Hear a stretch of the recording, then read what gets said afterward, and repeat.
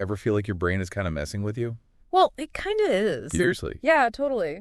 We're going deep into this book, Your Brain is a Liar, Oh, and I've heard of that one. It sounds wild. it is. It really makes you rethink things, like how we see the world. It's not exactly what you think. What do you mean? Like, I'm seeing things that aren't really there? Not quite, but it's not a direct feed. Mm-hmm. Your brain does a lot of processing. Like, think of a sunset, all those crazy colors. Yeah, so beautiful. Right, but the world itself has no color. Wait, seriously? Totally. Your brain translates light waves into color. It's making it up. Like, your brain is the artist. Whoa. So it's like my brain is putting an Instagram filter on everything. Kind of. But it's not just about looks, it's about efficiency. Your brain has to handle a ton of information and fast. So it takes shortcuts. Exactly. It fills in gaps, makes things up, the whole 9 yards. That makes sense. But wait, there's more, right? Like about our memories. I think the book talks about that too. Oh, yeah, definitely. Memories, they feel so real, right? Like solid proof of our past. Yeah, for sure. But here's the thing. Memories aren't perfect recordings, more like editable documents. They change over time. Hold on. Are you saying I can't trust my own memories? Like, Well- what if I vividly remember, I don't know, winning a pie eating contest back in school? Could be totally made up. It happens more than you'd think. The book talks about this study where they implanted false memories in people. Whoa, really? Yeah, they ended up remembering things that never happened, like getting lost at the mall as a kid. That's trippy. So how much of my personal history is even true then? Right. Makes you think, doesn't it? How much is real and how much is a story we've built up over time? It's like our brains are always rewriting our life story, like some kind of inner screenwriter. But why would they do that? Wouldn't it be better to stick to the facts? It's not about being sneaky. Your brain just wants to make sense of the world with whatever info it's got. Remember those shortcuts? Efficiency over accuracy sometimes. So those shortcuts, are they what the book calls cognitive biases? You got it. They're like mental filters, changing how you see things, how you make decisions. Your brain's default settings, basically. Helpful, but can lead you astray. Okay, I'm starting to see how much my brain's messing with me. Got any examples of these biases? Tons. Take confirmation bias. You ever notice how people only see what they want to see? They ignore anything that goes against their beliefs? Well, all the time. Especially online. Makes it impossible to have a real discussion. Yeah, your brain loves patterns. It wants a consistent worldview. So it cherry picks the info that fits. Confirmation bias in action. So my brain is basically hardwired to be stubborn. Not exactly stubborn, it just craves order, and that can sometimes warp your view of things. Got it. My brain's a master cherry picker. Yeah. Any other sneaky tricks I should know about? Oh, yeah, plenty more. There's this thing called the availability heuristic. You overestimate how likely things are based on how easily you can remember them. Okay, like what? Like, you might be more afraid of plane crashes than car accidents, even though car accidents are way more common. Makes sense. Plane crashes are so dramatic they stick in your mind. So my brain is a drama queen then. Always drawn to the most exciting story. You got it. Vivid, memorable examples trump boring statistics every time. So if my brain's always biased, can I even make objective decisions? That's the big question, right? Awareness is key. Knowing about these biases helps you spot them, lessen their influence. Like knowing the rules of the game makes you a better player. Exactly. But here's the real mind bender. If everything's filtered, our perceptions, memories, even choices, who are we really? Yeah, that's deep. It's like if my brain is the puppet master, am I even real? Right. And that leads us to the most mind-blowing part. The book talks about the self, your identity, being an illusion too. Hold up. You're saying my whole sense of self, my personality, it's all just a story my brain made up. The book digs into this, and there's some wild evidence from studies on split-brain patients. Split brain patients. I've heard the term, but not sure I really get it. Basically, the connection between the two halves of their brain is cut. They did it to treat epilepsy. And get this, sometimes each half develops its own personality. Whoa, that's crazy. So like two minds in one body? That really messes with my sense of self. It does, right? Makes you think self might be way more complex than we think. Okay, I need a minute to process all this. On the one hand, it's super exciting, but also kind of scary to think my brain's been calling the shots all along. I hear ya. It's a lot to take in, but it can also be really liberating, So it's like my brain's this master illusionist, But even with all these tricks, it's still pretty amazing, right? Totally. We can think about, existence and reality. That's pretty wild. It's like our brains are both the magician and the audience at the same time. But now that we're seeing how the tricks are done, does it make it less magical? Not at all. If anything, it's even more awe-inspiring. I don't know. I'm still kind of grappling with this whole my brain's a liar thing. Yeah. Think of it this way. We're not just passively observing reality. We're actively creating it. Our brains are constantly making meaning, weaving narratives, and, just interpreting the world in this unique way. So instead of fighting these illusions, we should try to understand them. Maybe even use them to our advantage. You got it. It's like knowing how the filters on a camera work. You can't get rid of them, but you can use them creatively. So where do we go from here? Knowing our brains are capable of all these sneaky tricks, how do we navigate the world with, I don't know, a little more wisdom? Well, first, we got to admit that our perception and memory aren't perfect. Be a little humble about what we think we know.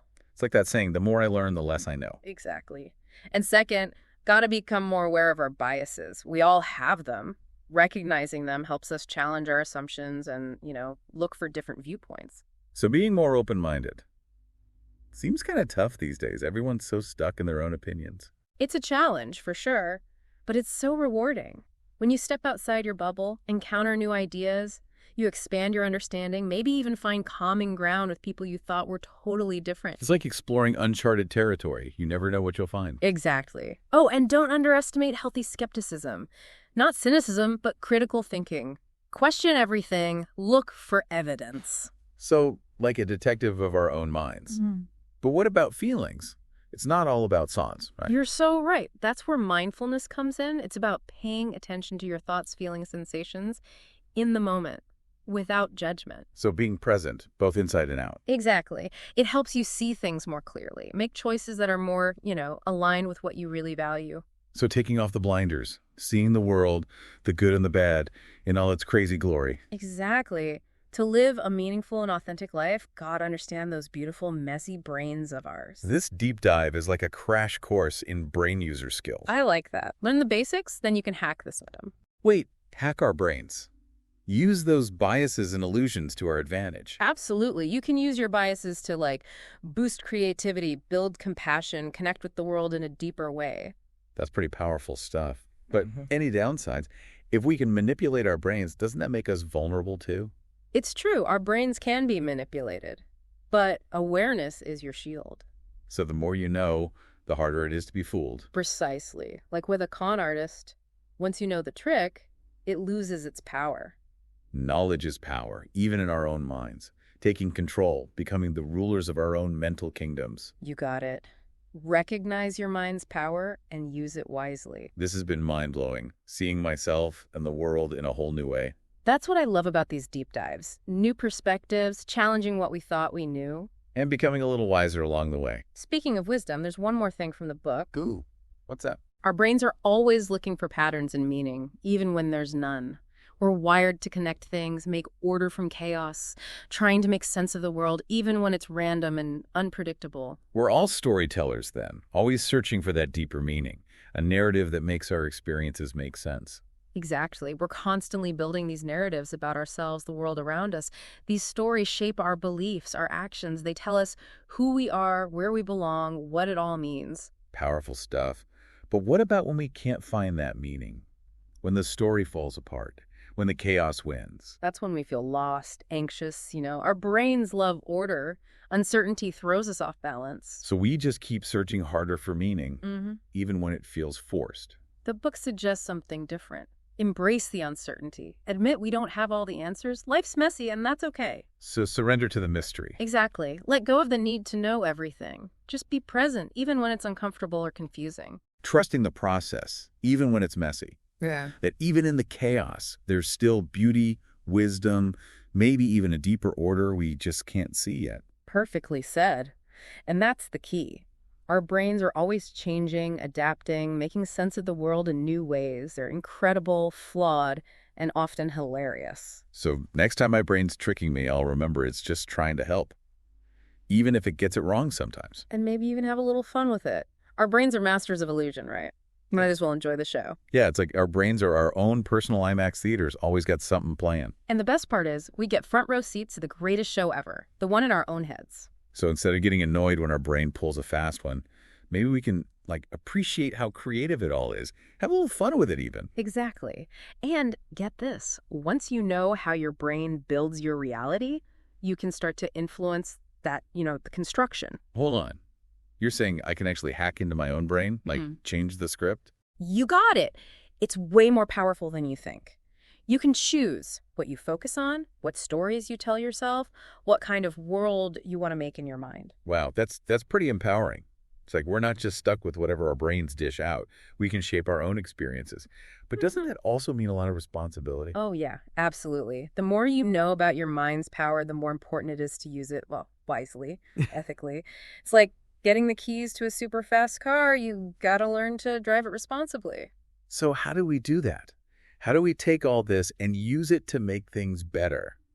Not just for ourselves, but for everyone. It all starts with awareness, seeing those illusions, the biases, the way our memories get distorted, all those human quirks. Once you see them for what they are, you can start to rise above them, see past the limits of your own mind. So it's like waking up from a dream and realizing you have the power to make your own reality. One that's, kinder, more fair. Yeah, that's it. And that's the ultimate goal, right? Using our minds to build a better world.